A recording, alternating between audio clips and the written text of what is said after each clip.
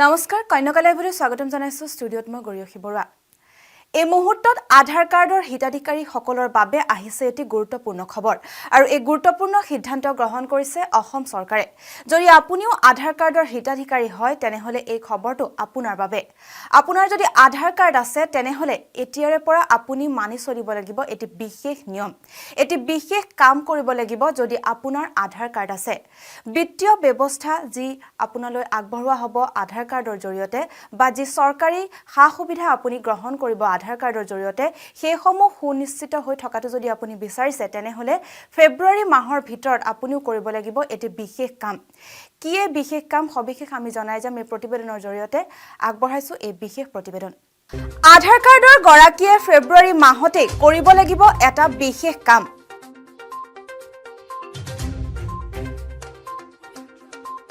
এই কাম নকৰিলে বিত্তীয় লেনদেনৰ পৰা চৰকাৰী সা সুবিধা পৰ্যন্ত বিভিন্ন ক্ষেত্ৰত বিপদত পৰিব আধাৰ কাৰ্ডৰ গৰাকীয়ে গতিকে ফেব্ৰুৱাৰী মাহৰ ভিতৰতে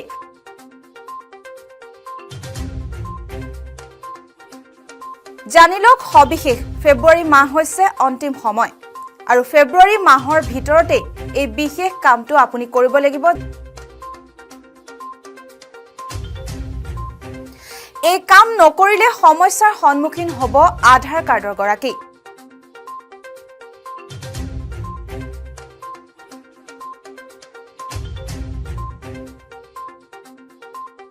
বিত্তীয় ব্যৱস্থা সুনিশ্চিত কৰিবৰ বাবে চৰকাৰে গ্ৰহণ কৰিছে এটা বিশেষ সিদ্ধান্ত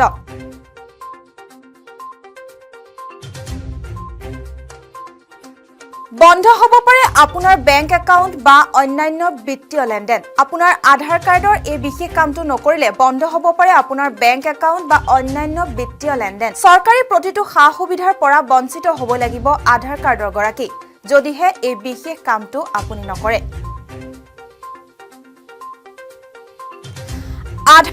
আধাৰ কাৰ্ডৰ গৰাকীয়ে ফেব্ৰুৱাৰী মাহতে কৰিব লাগিব এটা বিশেষ কাম নহলে স্বয়ংক্ৰিয়ভাৱে বন্ধ হৈ পৰিব আপোনাৰ ক্ৰেডিট কাৰ্ড আৰু ডেবিট কাৰ্ড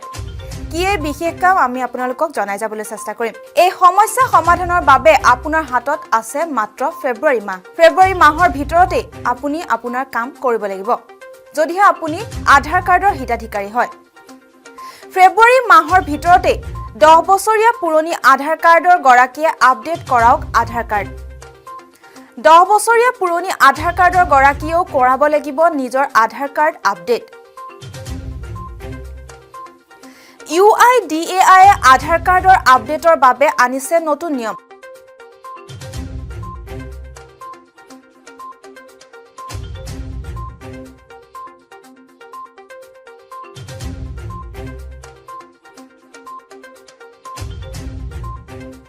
আধাৰ কাৰ্ড আপডেটৰ বাবে প্ৰয়োজন হ'ব পেন কাৰ্ড ড্ৰাইভিং লাইসেন্স অথবা পাছপোৰ্ট আধাৰ কাৰ্ড আপুনি আপডেট কৰিবৰ বাবে আপোনাৰ প্ৰয়োজন হ'ব পেন কাৰ্ড ড্ৰাইভিং লাইসেন্স অথবা পাছপোৰ্ট ঠিকনাৰ প্ৰমাণপত্ৰ হিচাপে বিদ্যুৎ বিল ৰেচন কাৰ্ড ভোটাৰ আইডি অথবা বেংকৰ তথ্যৰ প্ৰয়োজন হ'ব আপোনাৰ প্ৰমাণপত্ৰ হিচাপে বিদ্যুৎ বিল ৰেচন কাৰ্ড ভোটাৰ আইডি অথবা বেংকৰ তথ্যৰ প্ৰয়োজন হ'ব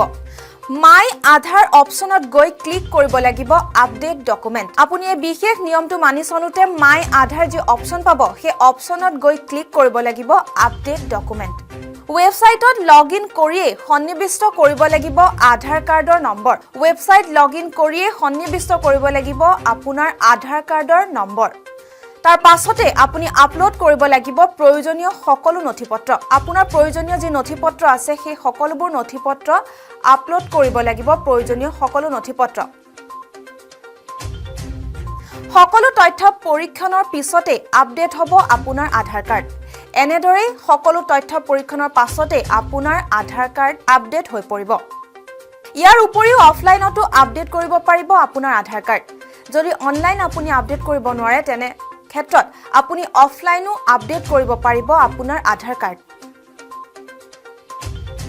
সমীপৰ আধাৰ সেৱা কেন্দ্ৰলৈ গৈ সকলো নথিপত্ৰৰ সৈতে কৰিব লাগিব আপডেট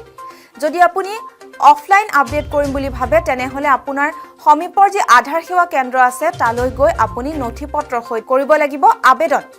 তাৰ পাছতে বায়োমেট্ৰিক ভেৰিফিকেশ্যনৰ পিছতে আপুনি লাভ কৰিব এটা URN বায়োমেট্ৰিক ভেৰিফিকেশ্যনৰ পিছতে আপুনি লাভ কৰিব এটা URN এই URNৰ জৰিয়তে লাভ কৰিব আপোনাৰ নতুন আধাৰ কাৰ্ড আপোনাৰ নতুন আধাৰ কাৰ্ড লাভ কৰিব URNৰ জৰিয়তে